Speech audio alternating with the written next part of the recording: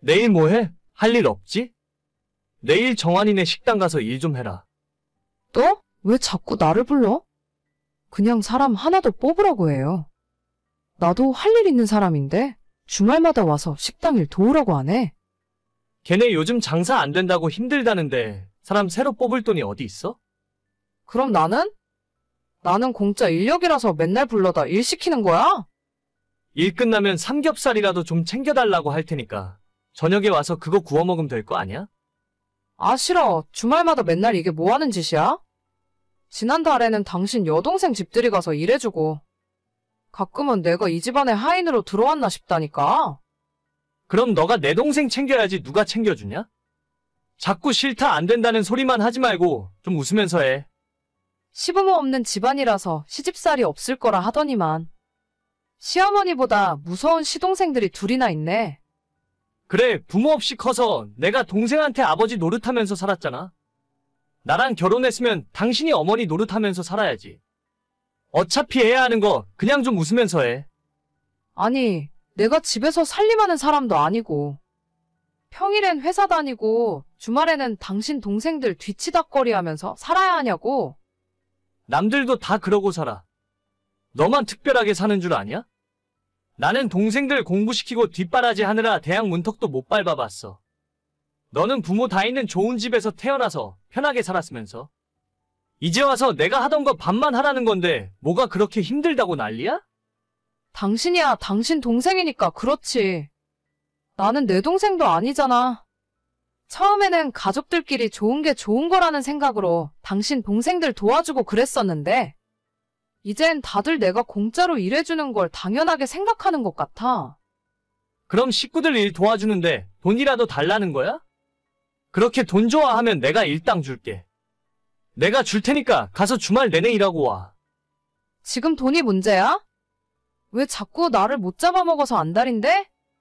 그리고 당신이 나한테 일당 줘봤자 어차피 우리 돈이잖아. 동생들한테 돈 달라는 말은 죽어도 못하는 거야? 그럼 장남이 되어가지고 동생들 도와주지는 못할 망정 돈 달라는 소리를 어떻게 하냐? 너는 진짜 외동으로 자라서 그런지 어쩜 그렇게 이기적이냐? 나보고 이기적이라고? 당신이 무슨 염치로 나한테 그런 말을 해? 내가 지금까지 희생한 세월이 얼만데?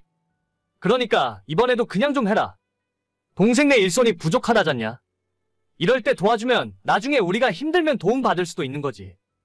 언제? 어느 세월에? 여태껏 한 번도 당신 동생들이 우리 집에 사과 한 쪽 사오는 꼴을 못 봤어. 어떻게든 뭐 하나라도 더 가져갈 궁리만 하고 있지. 애들 다 먹고 살기 힘들잖아. 나중에 애들도 형편 좋아지면 알아서 우리 집에 챙겨줄 거야. 우린 자식도 없으니까 내 동생들이나 조카들이 우리 노후 책임져 주겠지. 당신 동생들이 퍽이나 그러겠다. 몰라. 나는 주말에 안 갈 거니까 당신 동생 가게는 알아서 하라고 그래. 남편과 결혼한 지 4년이 지난 30대 중반의 여자입니다. 저희 남편은 부모 없이 중학교 때부터 동생들 뒷바라지하는 소년 가장으로 살았어요. 실업계 고등학교를 졸업도 하기 전에 취업을 먼저 하고 2명의 동생들 뒷바라지를 하는 집안의 가장이었죠. 일만 하고 사느라 30대 후반의 나이까지 결혼도 못하고 오히려 시동생들은 대학 졸업에 결혼식 비용까지 전부 저희 남편이 다 대주었어요. 예전에는 남편의 그런 모습을 나쁘게 생각하지 않았습니다. 오히려 책임감 있는 모습이 너무 좋았고 요즘 남자들답지 않게 열심히 사는 것 같아 호감이 생겼었죠. 거래처 직원으로 알게 되어 회사 사람들이랑 같이 밥도 몇 번 먹었고 어쩌다 보니 회식도 함께 하게 되면서 친하게 되어 2년 연애 끝에 결혼에 꼴이 냈어요. 남편이 자기 동생들 결혼할 때 신혼집까지는 아니더라도 최소 혼수 비용에 신혼여행 경비 정도는 대줬다고 들었는데 정작 저희 결혼할 때는 먼저 시집 장가간 동생들이 아무것도 해준 것이 없었어요. 오히려 자기들 먹고 살기 힘들다며 축의금도 없이 자식들 다 데려와서 밥만 잔뜩 먹고 가버렸습니다. 조금 황당했지만 거기까진 이해할 수 있었어요. 그렇게 남편이 동생들을 도왔지만 뭐가 잘 안 풀렸는지 삼형제 중에 저희 집 형편이 가장 나은 편입니다. 막내 여동생도 아이 둘 키우며 생활비에 허덕이며 살고 둘째 동생은 자영업을 하고 있는데 적자에 시달리면서 직원 월급 줄 돈도 없는 것 같더라고요. 형편 안 좋은 건 알겠지만 동생들 힘든 일 생길 때마다 남편은 동생들 일이라면 뭐든지 물심양면으로 도와주려 하는 겁니다. 처음엔 하도 돈을 빌려줘서 속 터질 뻔했는데 이제는 아예 저보고 동생들 집에 가서 공짜로 일해주고 몸으로 때우라는 소리까지 하더군요. 어디야? 너 정환이네 식당 가려고 나간 거 아니야? 무슨 소리야? 나 친구들 만나러 왔는데. 나 안 간다고 분명히 말했잖아. 진짜 안 가면 어떡해? 걔네 오늘 점심도 바쁘고 저녁에 단체 예약까지 있는데 지금이라도 빨리 가. 가게 바쁘다고 내가 이야기했는데 너 진짜 왜 그러냐? 안 간다고. 그렇게 당신 동생 안쓰럽고 도와주고 싶으면 본인이 직접 가. 직접 가서 설거지도 해주고 접시도 날라주면 될 거 아니야? 이제 더 이상 동생들 뒤치다꺼리 나한테 시키지 마. 너 왜 이렇게 심성이 꼬였니? 외동인 거 티내? 식구들끼리 서로 힘들 때 돕고 사는 거 아니야? 응, 아니야. 자기 앞가림이나 똑바로 하면서 사는 것도 힘든 세상이야. 당신 동생들 능력 없어서 먹고 살기 힘든 걸 왜 그걸 우리가 다 책임져줘야 해? 당신도 이제 정신 차려? 동생들은 절대 우리 인생 책임 안 져준다니까? 정신은 너가 차려야지. 나는 절대 그렇게 못 살아. 지금 당장 정환이네 식당으로 안 갈 거면 오늘 집에 들어오지도 마. 집에 들어오지 말라고? 집에 들어오지 말라고 하면 누가 무서워할 줄 알아? 진짜 웃기는 인간이네. 내가 너희 집안 식구들 허드렛 일 안 하면 집에 들어갈 자격도 없는 인간이야? 넌 우리 가족 아니라는 소리잖아. 그럼 집에 올 필요도 없지. 알겠어. 더럽고 치사해서 안 가. 근데 그 집을 당신이 혼자 샀어? 내 돈도 절반 들어가 있는 거 아니야? 근데 왜 내가 집을 나가야 돼? 그럼 지금 너가 잘했다는 거야? 잘하고 못하고를 떠나서 그 집이 당신 집이냐고? 아, 됐어. 더러워서 오늘부터 안 들어갈 테니까. 집을 팔던 대출을 받던 내 돈 2억 다시 내놔. 그 돈만 받으면 그 집에 오라고 해도 안 가. 너 진짜 1억이야? 나랑 끝까지 한번 해보겠다고? 못할 게 뭐가 있어? 당신은 앞으로도 평생 동생들이나 챙기면서 살아. 나한테 애 낳지 말자 한 것도 그 돈으로 동생 챙기려는 속셈인가 보네. 진짜 이런 일로 이혼하는 게 말이나 되는 소리야? 일단 집에 들어와서 이야기해. 내가 오늘은 식당 못 나간다고 이야기해 놓을 테니까. 집에 들어와서 이야기하자. 아, 됐어. 나 그냥 엄마 집에서 지낼 거야. 빨리 돈이나 만들어. 돈 받고 그냥 다 끝낼 테니까 잔말 말고 입금이나 해. 너 진짜 1억이야? 결혼 전에 남편이 자기는 애들 별로 안 좋아한다면서 자기랑 결혼하면 아이 없이 둘이서 재미있게 살자 하더라고요. 어릴 때부터 부모님 잃고 동생들 돌보느라 애 키우는 일이라면 학을 뗐다고 하길래. 사실 저도 아이는 별로 안 좋아하는 편이라 그렇게 하자고 했죠. 근데 이제 보니 애 낳지 말자고 한 이유가 우리가 버는 돈이나 갖고 있는 모든 것들을 자기 동생들한테 다 퍼주려고 그랬던 것 같아요. 지금 우리가 사는 집 구할 때 제 돈이랑 친정부모님 돈까지 해서 2억을 가져갔거든요. 남편도 2억 가져오고 1억은 대출받아서 집을 샀습니다. 그때 집값이나 지금 집값이 거의 변동도 없기 때문에 그냥 그 돈 받고 제가 나가려고요. 이 집에 더 오래 붙어 있어봤자 남편 동생들 챙기고 내 인생은 없을 것 같아요. 어제 남편이 친정부모님 댁까지 찾아와서 저한테 돌아오라 했다가 부모님께 쫓겨났어요. 대출을 받건 집을 팔건 빨리 제 돈 2억이나 돌려받고 결혼 생활 마무리했으면 좋겠습니다.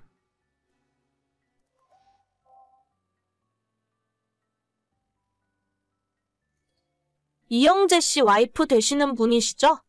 네, 맞는데 누구시죠? 이영재 씨 아이를 갖게 된 사람이에요. 네? 그게 무슨 말이죠?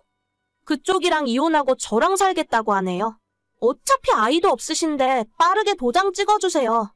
알겠어요. 일단 갈 때는 가더라도 받을 건 다 받고 가야겠네요. 위자료나 톡톡히 준비해놔. 벌써 1년 전 일이네요. 저는 작년에 2년 동안의 결혼 생활을 끝내고 남편과 긴 소송 끝에 이혼하게 되었습니다. 남편은 저 몰래 회사에서 바람을 피우고 있었고 결국 그 사람과의 사이에서 아이까지 생겨 이혼을 요구하더라고요. 처음엔 이 상황이 믿기지 않았고 꿈만 같았습니다. 여자로서 수치심도 들고 내가 뭘 잘못해서 쫓겨나야 하는지 하염없이 눈물만 흘렀어요. 끝까지 저한테 사과 한마디 없는 남편은 상간녀가 저한테 연락해오던 그날 이후부터 더 이상 집에 들어오지 않았고 아마도 상간녀와 함께 살림을 차리고 사는 것 같았습니다. 시댁은 애초에 자기 아들 말이라면 껌뻑 죽는 분들인데다 아이 문제 때문에 한참 마찰을 겪던 시기였기 때문에 상간녀가 아이까지 생긴 이상 저는 완전 찬밥 신세였죠. 처음에는 창피해서 친정의 말도 제대로 못했는데 일주일 가까이 지나서 어렵사리 친정엄마에게 이야기를 꺼냈더니 너 지금 거기서 뭐하고 있냐고 당장 정리하고 들어오라고 하셔서 바로 이혼 절차를 진행하게 되었습니다. 대놓고 저를 기만하고 바람을 핀 것도 모자라 상간녀와 애까지 생긴 이 마당에 제가 곱게 도장 찍고 나가줄 이유는 전혀 없었고 남편과 겨우 2년 살았지만 재산분할과 양쪽 바람 피운 두 놈들에게 위자료까지 톡톡히 청구했어요. 야, 너 끝까지 이럴 거야? 옛날 같았으면 애 안 낳는다고 했을 때 진작 소방 맞고 집에서 쫓겨났어. 마지막까지 추잡하게 굴지 말고 빨리 도장 찍고 사라져. 제가 왜요, 어머니? 제가 언제 애 안 낳겠다고 한 적 있어요? 지금은 상황이 여유가 없으니까 딱 2년만 더 있다가 갖겠다고 말씀드렸잖아요. 그게 어디 네 마음대로 되는 일이니? 2년 후면 너도 나이가 34인데 그때 가서 애를 낳을 수 있을지 없을지 네가 어떻게 장담해? 됐으니까 어디 너 하고 싶은 대로 해봐. 네가 달라는 그 돈 받을 수 있나 어디 두고 보자. 하지만 심호의 바람과는 달리 법은 당연히 제 편이었고 저와 저희 쪽 변호사가 요구했던 금액대로 다 보상을 받고 나올 수 있었어요. 남편의 상간녀는 27살에 사회생활 시작한 지 얼마 안 된 상황이었기 때문에 제가 달라고 했던 위자료 3천만 원을 준비하기 힘들었을 거예요.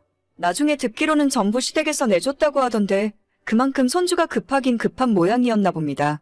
이혼한 마당이지만 전 남편 이야기를 하자면 아는 지인의 소개로 만났고 180이 훌쩍 넘는 훤칠한 키에 30대 중반이라곤 보이지 않을 정도로 깔끔한 동안의 얼굴이에요.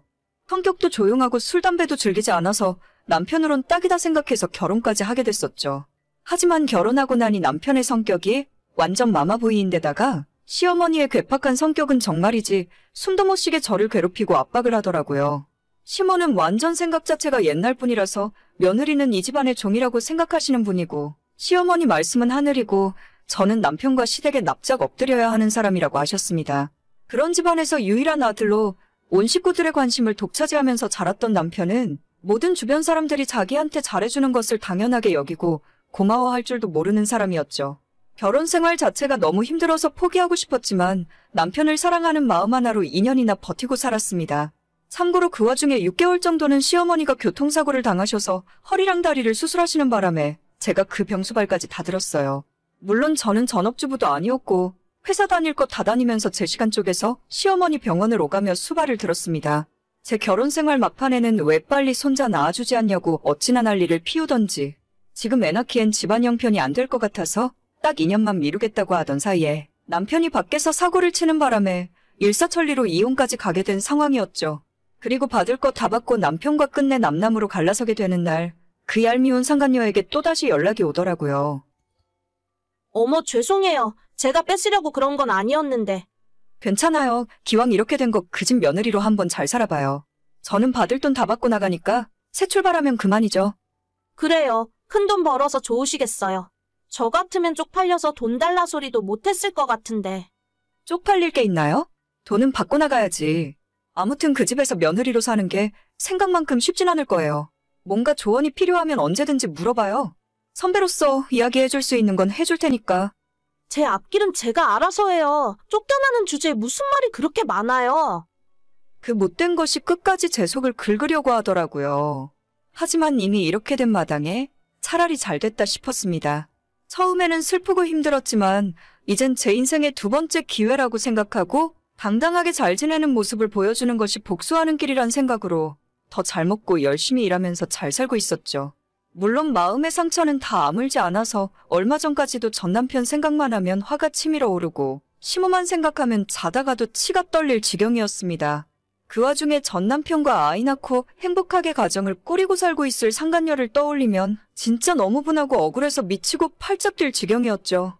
시간이 지날수록 점점 더 잊혀지고 제 현실에 집중하게 되면서 나아졌지만 그래도 마음 한구석에는 내가 문제였을까 하는 생각이 들면서 우울해지곤 했어요.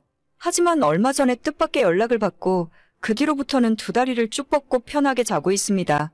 저는 이혼하고 난 뒤로는 친정에서 부모님들과 함께 지내는데 그날도 일찍 퇴근해서 부모님과 저녁 먹고 집 앞 공원에서 산책을 하고 돌아왔어요.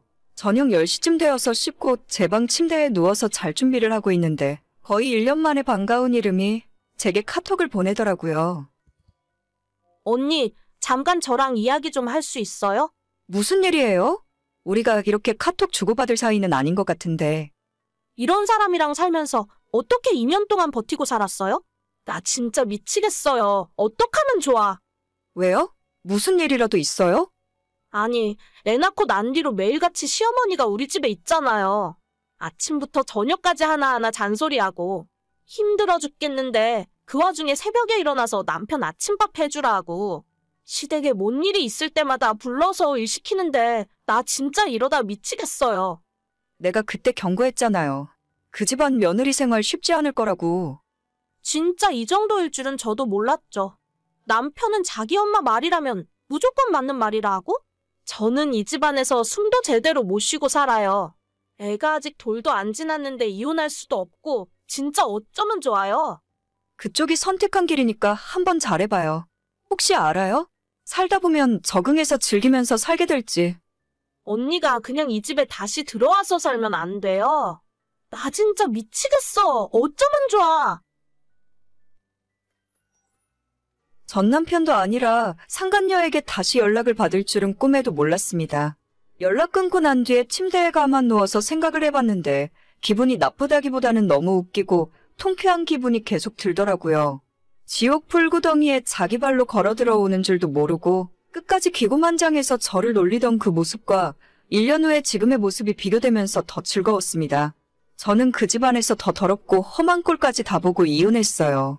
2년 동안 시집살이 당할 만큼 당하고 심호수발 남편 수발 다들면서도 제 몫의 일을 해야 했기 때문에 사회생활하며 돈까지 벌어와야 했었죠. 하지만 지금 그 상간녀는 결혼하고 난 뒤로는 애 낳고 집에서 살림하고 있다 하거든요. 그러면 아직 매운맛을 제대로 보기도 전이라 생각합니다. 저야 애라도 없었으니 빨리 탈출이라도 할 수 있었지. 걔는 갓난아이를 두고서 지가 어떻게 할 수 있겠어요? 가만히 생각해보니 이제는 상간녀에 대한 원망보다는 불쌍하고 측은한 마음이 더 들면서 자기가 뿌린 대로 거둔다는 말이 딱 생각나더라고요. 그쪽 시어머니 성격에 절대 가만 안 놔두고 아침부터 저녁까지 들들 볶을 텐데 애를 봐서라도 마냥 참고 살아야지 이제 와서 다른 방법이 있는 것도 아니잖아요. 남편은 제가 살아봐서 아는데 절대 시어머니 사이에서 아내 편을 들어줄 놈이 아닙니다. 오히려 자기 엄마 말이 맞다면서 더 염장을 지르는 타입이죠. 오죽했으면 이혼한 전 와이프한테 카톡까지 보냈을까 싶은 마음이지만 안타깝게도 제가 도와줄 수 있는 건 전혀 없는 것 같네요. 그때 상간녀가 아이를 갖지 않았다면 지금까지도 저는 남편이 바람피는 줄도 모르고 그 집에서 욕먹어가며 며느리 노릇하고 있지 않았을까요? 평생 비슷비슷한 놈들끼리 얼굴 붉히면서 지지고 볶고 행복하게 살았으면 좋겠어요. 저도 이제는 두 발 쭉 뻗고 사이다를 마신 기분으로 살아갈 수 있을 것 같습니다. 이젠 너무 고마운 마음뿐이고 선물처럼 얻게 된 두 번째 인생을 충실하게 살아야겠어요. 오늘의 사연은 여기까지입니다. 구독과 좋아요, 알림 설정은 정말 많은 힘이 됩니다. 다들 행복하시고 좋은 하루 되세요.